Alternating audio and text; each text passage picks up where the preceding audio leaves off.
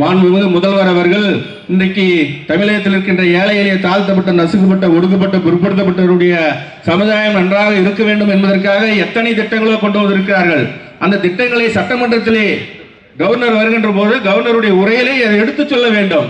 வெக்கங்கெட்ட மானங்கெட்ட governor இதை தமிழகத்துடைய முதலமைச்சருக்கு பெயர் நல்ல பெயர் வந்துவிடும், இது நாட்டு மக்கள் தொலைக்காட்சியிலும் பத்திரிகையிலும் பார்த்து வருகிறார்கள் என்ற ஒரு கெட்ட எண்ணத்திலே இங்கு பேசிய நமது மாவட்ட கழக செயலாளரும் நாடாளுமன்ற உறுப்பினரும் குறிப்பிட்டார்களே. எதற்காக? தமிழ் தாய் வாழ்த்து தான். எந்த நிகழ்வு இருந்தாலும் எந்த பங்கனாக இருந்தாலும் முதலிலே தமிழ் தாய் வாழ்த்து.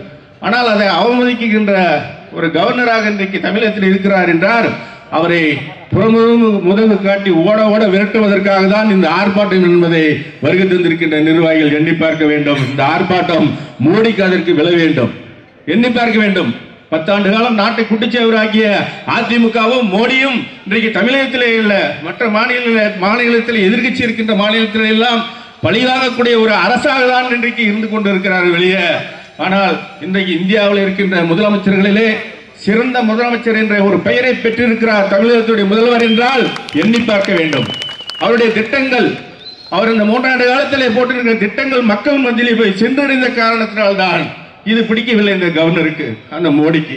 அதனால்தான் தான் பழிவாங்கக்கூடிய அந்த கவர்னர்களை எதிர்கட்சியாக எந்தெந்த மாநிலத்திலே முதல்வர்களாக இருக்கிறார்களோ அந்த மாநிலத்தில்தான் இது போன்ற பிஜேபியை சேர்ந்த அந்த கவர்னர்களை பற்றி இன்றைக்கு பழிவாங்கக்கூடிய அரசாக இன்றைக்கு இருக்கிறது மோடி அரசானது. இதையெல்லாம் பலிக்காது. இங்கே தமிழகத்தில் இன்றைக்கு இந்த ஆர்ப்பாட்டம் எந்த அளவுக்கு நடைபெறுகிறது என்று எண்ணி பார்க்க வேண்டும். இவரை விரட்டுவரை தமிழகத்துடைய முதல்வராகும் இன்றைக்கு இந்திய கூட்டணியில் இருக்கின்ற அனைத்து கட்சி தலைவர்களும் இன்றைய தொலைக்காட்சியிலே பார்த்திருப்பீர்கள். எந்த அளவுக்கு கண்டனம் தெரிவித்திருக்கிறார்கள் ஆர்.என். ரவி கவர்னர் மீது என்பது எண்ணி பார்க்க வேண்டும். ஆனால் செல்லுகிறார்கள், வேலை வாய்ப்பு இல்லை. ஆனால் தலைவர் இங்கிருந்து வெளிநாட்டுக்கு செல்லுகிறார். வெளிநாட்டில் இருந்து முதலாளிகளை தொழில் முதலாளிகளை கொண்டு வந்து தொழில் கொண்டு வர வேண்டும் என்ற ஒரு நல்ல எண்ணத்திலே இன்றைக்கு சென்று வந்தால் அதை எவ்வளவு பேசுகிறார்கள். ஆனால் இன்றைக்கு மற்ற மாநிலத்தில் இருக்கிற முதலமைச்சர்கள் எல்லாம் 6 லட்சம் கோடி ரூபாய் இன்றைக்கு கடனை சுமத்தி விட்டு சென்று விட்டான் எடப்பாடி பழனிசாமி, அதிமுகவை சேர்ந்த முன்னாள் அமைச்சர் முதலமைச்சர் ஜெயலலிதா அவர்களும். ஆனால் அந்த 6 லட்சம் கோடி ரூபாய் இன்றைக்கு நிதி சுமை இருந்தாலும் 3 ஆண்டு காலத்தில் எண்ணி பார்க்க வேண்டும் அவருடைய திட்டங்கள் எந்த அளவுக்கு இருக்கிறது. இந்த திட்டங்கள் சென்றடைந்த காரணத்தால் தான் உள்ளாட்சி தேர்தலிலே மாநகராட்சி நகராட்சி பேரூராட்சியிலே அனைத்தும் இன்றைக்கு 90% வெற்றி பெற்று இன்றைக்கு கடந்த 5ஆம் தேதி உள்ளாட்சி மட்டும் போயிருக்குது. அனைத்து மாநகராட்சிகளிலும் வெற்றி பெற்றது என்றால் தலைவருடைய திட்டங்கள் மக்களுக்கு சென்றடைந்த காரணத்தினால்தான். இதுதான் பிடிக்கவில்லை, மோடிக்கும் பிடிக்கவில்லை, இன்றைக்கு கவர்னருக்கும் பிடிக்கவில்லை. மீண்டும் கள்ள கூட்டணி வைத்து தமிழ்நாட்டை ஆளப்போவோம் என்று நினைக்கிறார்கள். பலிக்காது.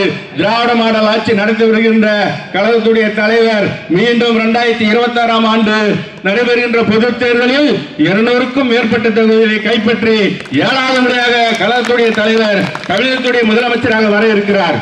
காரணம், இன்றைக்கு தமிழகத்துடைய துணை முதல்வராக இருக்கக்கூடிய இளைஞருடைய எழுச்சி வருவதாலும் தமிழகத்தை வழி நடத்தக்கூடிய துணை முதல்வர் உதயநிதி ஸ்டாலின் அவர்களும் தளபதியார் அவர்களும் இன்றைக்கு தேனீக்களை போன்றும் இன்றைக்கு பம்பரம் போன்றும் சுழன்று தமிழகம் முழுவதும் புயலானாலும் சரி வெள்ளமானாலும் சரி உடனடியாக மக்களை சந்தித்து மக்களுக்கு தேவையான அத்தனை திட்டங்களின் உதவியும் ஒதுக்கி தருகின்ற முதல்வராகவும் துணை முதல்வராகவும் இருக்கிறார்கள்.